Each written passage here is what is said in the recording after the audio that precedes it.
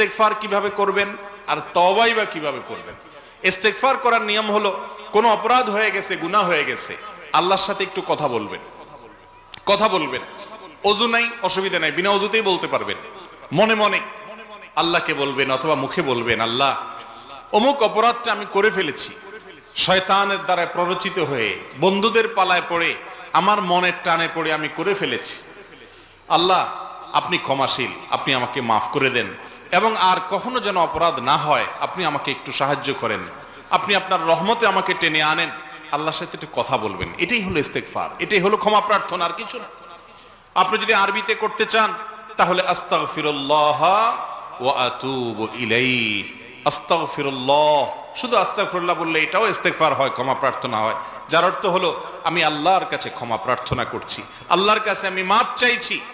এই জন্যই প্রিয় নবী সাল্লাল্লাহু আলাইহি সাল্লাম, যিনি আল্লাহর তরফ থেকে মাসুম ছিলেন, তার দ্বারা কোনো পাপ অপরাধ হতো না, সেই মহান ব্যক্তি আল্লাহর হাবিব, তিনি পর্যন্ত প্রতিদিন 70 বার বা তারও বেশি তওবা করতেন, ইস্তেগফার করতেন, 70 বারেরও বেশি প্রতিদিন ইস্তেগফার করতেন। ভাইরা আমার, সাইয়্যিদুল ইস্তেগফার পড়তেন, অথচ তিনি কোনো পাপ, কোনো অপরাধ, কোনো গুনাহ করতেন না। আল্লাহ রাব্বুল আলামিন তার মাধ্যমে আমাদেরকে শিক্ষা দিয়েছেন। এজন্য আপনি দেখবেন সকাল বিকাল বিভিন্ন সময়ে আমাদেরকে নবী করিম সাল্লাল্লাহু আলাইহি ওয়াসাল্লাম ইস্তেগফারের আমল শিখাইছেন। আপনি কাজ করতেছেন, রাস্তা দিয়ে চলে যাচ্ছেন, আপনি মুখে বলেন আস্তাগফিরুল্লাহ, আস্তাগফিরুল্লাহ, এবং অর্থের দিক খেয়াল করেন। অর্থ হলো কি? আমি আল্লাহর কাছে কি চাই? ক্ষমা চাই। আস্তাগফিরুল্লাহ ওয়া আতুবু ইলাইহি, আমি আল্লাহর কাছে ক্ষমা চাই আর আল্লাহর দিকেই ধাবিত হই, আল্লাহর দিকেই রুজু করি। মানুষ পয়সার দিকে যায়, দুনিয়ার দিকে যায়, কোন মানুষের দিকে যায়, ক্ষমতার দিকে যায়, চেয়ারের দিকে যায়, পাওয়ারের দিকে যায়। আমি যাচ্ছি কার দিকে? আল্লাহর দিকে। আল্লাহর দিকে যাওয়ার রাস্তা কোনটা? যেই কাজ করলে আমার আল্লাহ খুশি হবেন, যে কাজ করার নির্দেশ আমার আল্লাহ করেছেন, যে কাজ করার নির্দেশ তার রাসূল সাল্লাল্লাহু আলাইহি সাল্লাম করেছেন, কোরআন হাদিসে যে কাজগুলো করতে বলেছে সেই কাজগুলো করা মানেই হলো আল্লাহর দিকে যাওয়া। অতএব বেশি বেশি ইস্তেগফার করব তো ইনশাআল্লাহ।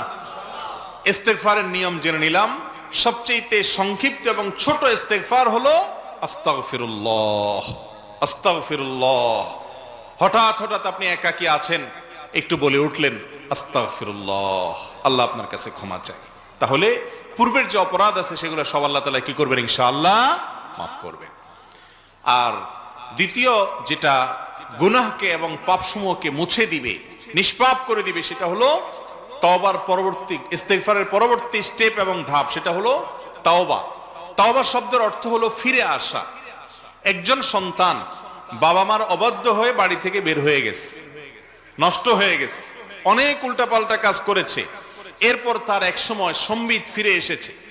সে বুঝতে পেরেছে যে আমি ভুল পথে গেছি, আমার জন্মদাতা বাবা, আমার গর্ভধারণকারিণী মা, তাদেরকে ফেলে, তাদের কথা না শুনে অন্যায় পথে যাওয়া আমার ঠিক হয়নি। সে লজ্জিত হয়ে, অনুতপ্ত হয়ে, তার ভুল স্বীকার করে আর কখনো এমনটি করবে না, সেরকম সংকল্প মনে মনে করে যদি বাবা মার কাছে ফিরে আসে, বাবা মার কাছে ভালো লাগে কি লাগে না? কিরকম ভালো লাগে বলেন তো?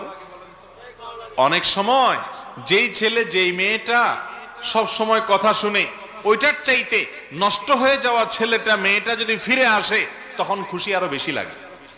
ঠিক না ভাই? ঠিক।